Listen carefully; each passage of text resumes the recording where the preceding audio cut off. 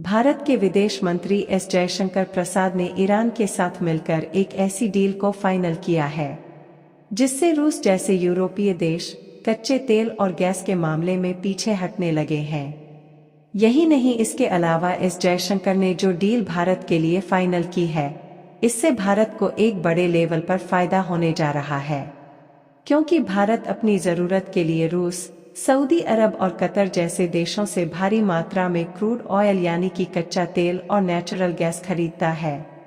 लेकिन अब लाल सागर में हुती विद्रोहियों के अटैक से इन देशों से आने वाले जहाज के रूट डिस्टर्ब हो रहे हैं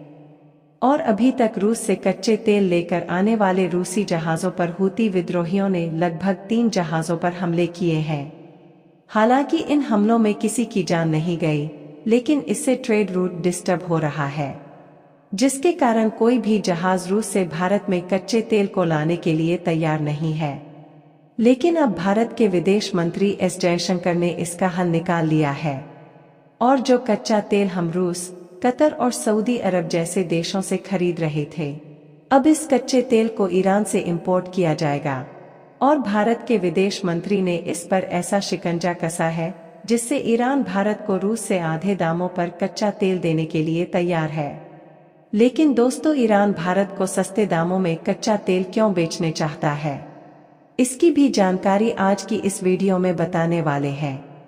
लेकिन आगे बढ़ने से पहले भारत के विदेश मंत्री ने जिस तरीके का दिमाग लगाया है, उसके लिए इस वीडियो को एक लाइक जरूर कीजिएगा और चैनल को भी सब्सक्राइब कर लीजिएगा ताकि नई वीडियो सबसे पहले आपको मिल सके।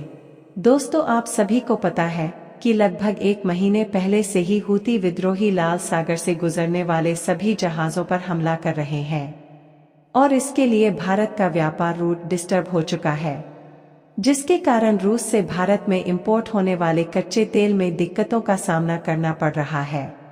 और अभी कुछ दिनों पहले 15 जनवरी को भारत के विदेश मंत्री एस जयशंकर प्रसाद ईरान के दौरे पर गए हुए थे और वहां पर ईरान के मुख्य सचिव से मिलते हैं और उनसे कुछ बातें करते हैं तथा उसके दूसरे दिन जैसे ही एस जयशंकर ईरान से वापस लौटते हैं तो ईरान के द्वारा पाकिस्तान पर मिसाइल का अटैक कर दिया जाता है।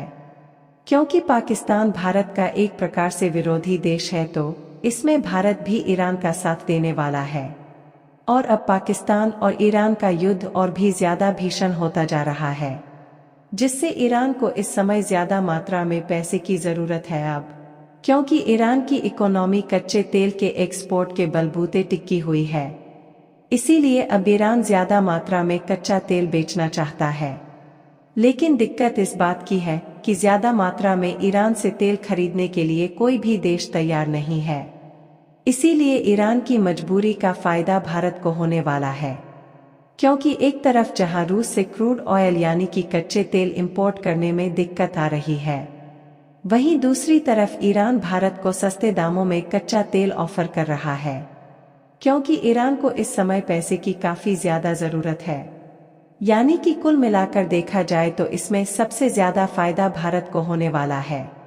लेकिन अगर भारत के विदेश मंत्री एस जयशंकर न होते तो यह सब होना नामुमकिन था, क्योंकि भारत के कहने पर ही पाकिस्तान और ईरान के बीच युद्ध होने लगा और उसका फायदा भी पूरी तरह से भारत को होने वाला है। बिजनेस स्टैंडर्ड की एक रिपोर्ट के मुताबिक भारत ईरान से भारी मात्रा में क्रूड ऑयल और नेचुरल गैस इंपोर्ट करने वाला है और इसके लिए कारण यह बताया जा रहा है कि लाल सागर में हुती विद्रोहियों के हमले से ट्रेड रूट डिस्टर्ब हो रहा है,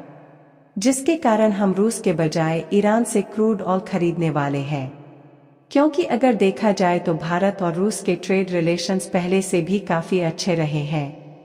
जिसके कारण रूस से कच्चा तेल खरीदने के लिए हम रूस को डायरेक्टली मना नहीं कर सकते। यदि हम रूस से क्रूड ऑयल खरीदने के लिए डायरेक्टली मना करते हैं तो इससे भारत और रूस के ट्रेड रिलेशन खराब हो सकते हैं और इससे भारत को भी भारी मात्रा में नुकसान हो सकता है। क्योंकि इस समय देखा जाए तो भारत की बड़ी बड़ी दिग्गज कंपनियां रूस में एस्टैब्लिश है, जिसमें L&T जैसी कंपनी शामिल है। पिछले साल का डेटा को देखा जाए तो एक साल में भारत ने रूस से $3.6 बिलियन के कच्चे तेल को इंपोर्ट किया है इसके अलावा भी भारत से रूस को काफी सारे प्रोडक्ट एक्सपोर्ट किए जाते हैं, जिसमें electronic components, vehicles, iron and steel, food product और केमिकल प्रोडक्ट्स शामिल है। और इसमें भी सबसे ज्यादा व्हीकल्स रूस को भारत से एक्सपोर्ट किया जाता है, क्योंकि गाड़ियों की कीमत काफी ज्यादा होती है। इसलिए रूस को व्हीकल्स का एक्सपोर्ट करके हम भारी मात्रा में प्रॉफिट कमाते हैं। और रूस से भारत को इंपोर्ट देखा जाए तो भारत रूस से केवल क्रूड ऑयल और नेचुरल गैस भारी मात्रा में सस्ते दामों में इंपोर्ट करता है। यानी कि कुल मिलाकर देखा जाए तो भारत और रूस के रिलेशंस पहले से भी काफी अच्छे हैं। और इन दोनों देशों का बायलैटरल ट्रेड बढ़ता ही जा रहा है, और इसीलिए भारत रूस से क्रूड ऑयल इंपोर्ट को डायरेक्टली नहीं रोक सकता, जिसके कारण भारत ने रूस को यह बहाना बनाया कि हूती विद्रोहियों के अटैक के कारण हम आपसे कच्चे तेल इंपोर्ट नहीं कर सकते, और अगर हूती विद्रोहियों का अटैक रोकना है तो अमेरिका और रूस मिलकर इजराइल और फिलिस्तीनी का युद्ध बंद कराए। और जब तक हूती विद्रोही मर्चेंट शिप को टारगेट करते रहेंगे तब तक हम रूस से कच्चे तेल इंपोर्ट नहीं कर पाएंगे। यानी कि एक हिसाब से देखा जाए तो भारत के विदेश मंत्री ने गजब का दिमाग लगाया है। और इस समय भारत रूस के बजाय ईरान से भारी मात्रा में क्रूड ऑयल और नेचुरल गैस खरीदने वाला है,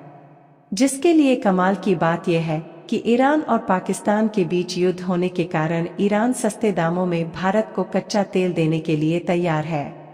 और दूसरी सबसे बड़ी बात यह है कि ईरान और भारत के बीच की दूरी कम होने के कारण ट्रांसपोर्टेशन कॉस्ट भी कम लगने वाली है। और इस समय भारत को जो मौका ईरान में मिल रहा है, भारत इसे बिल्कुल भी छोड़ने वाला नहीं है। यानी कि जिस तरह हमने रूस और यूक्रेन के युद्ध का फायदा उठाकर रूस से भारी मात्रा में सस्ते दामों में कच्चे तेल को इंपोर्ट कराया था, उसी तरह अब भारत ईरान की मजबूरी का फायदा उठाकर सस्ते दामों में भारी मात्रा में तेल को खरीदने वाला है। आपको बता दें कि भारत में दुनिया की सबसे बड़ी ऑयल रिफाइनरी मौजूद है, जिसके कारण हम दूसरे देशों से कच्चे तेल को इंपोर्ट करके अन्य देशों को डीजल और पेट्रोल एक्सपोर्ट करते हैं, जिससे भारत को एक बड़ी मात्रा में लाभ होता है। इसके अलावा भारत की कुछ कंपनियां ऐसी हैं जो कतर और सऊदी अरब जैसे देशों में अपनी ऑयल रिफाइनरी को सेट अप किए हुए हैं, जहां से भारत की इकोनॉमी में एक लार्ज अमाउंट लाभ ऐड होता है। हालांकि ये पहली बार नहीं हो रहा है कि भारत ईरान से क्रूड ऑयल खरीद रहा है, बल्कि इससे पहले भी भारत ने ईरान से क्रूड ऑयल को परचेज किया है। लेकिन जिस तरह से ईरान सस्ते दामों में भारत को क्रूड ऑयल ऑफर कर रहा है, इतने सस्ते दामों में आज से पहले भारत ने किसी भी देश से कच्चा तेल नहीं खरीदा। फिलहाल भारत और ईरान के बायलैटरल ट्रेड को देखा जाए तो फाइनेंशियल ईयर 2023 के मुताबिक $2.3 बिलियन के आसपास था, जबकि 2024 में पहले से कई गुना अधिक बढ़ने वाला है। बाकी आपको क्या लगता है कि भारत जिस तरह से रूस की बजाय ईरान से भारी मात्रा में कच्चे तेल को खरीदने वाला है, उससे रूस शांत बैठने वाला है या नहीं? अपनी राय कमेंट बॉक्स में जरूर दीजिएगा। और भारत के इस शानदार कदम के लिए एक लाइक तो बनता है, और अपने दोस्तों तक शेयर करें ताकि उन्हें भी जानकारी मिल सके।